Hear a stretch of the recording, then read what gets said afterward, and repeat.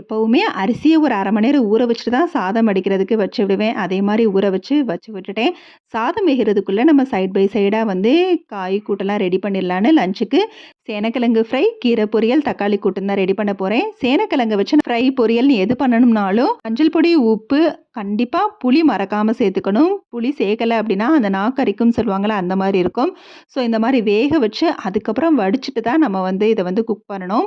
Side by சைடா நான் வந்து மிளகு தக்காளி கீரை தான் ரெடி பண்றேன். தக்காளி கூட்டும் வெங்காயம், கருவேப்பிலலாம் போட்டு தாளிச்சு, தக்காளிய வந்து ஒரு பல்ஸ் விட்டு அரைச்சு போட்டுருக்கேன். தக்காளி குக் ஆனதுக்கு அப்புறம் தான் மசாலா அரைச்சு அதில சேர்க்கணும். அதுக்குள்ள ஒரு பேன்ல எண்ணெய், சோம்பு, இஞ்சி பூண்டு பேஸ்ட் சேர்த்து வேக வச்ச சேனக்கிழங்கையும் சேர்த்து மிளகாய் தூள், மஞ்சள் தூள், கரம் மசாலா தூள் சேர்த்து நல்லா வதக்கி விட்டுட்டு கடைசியா மிளகு தூள் சேர்த்து இறக்கிடலாம்.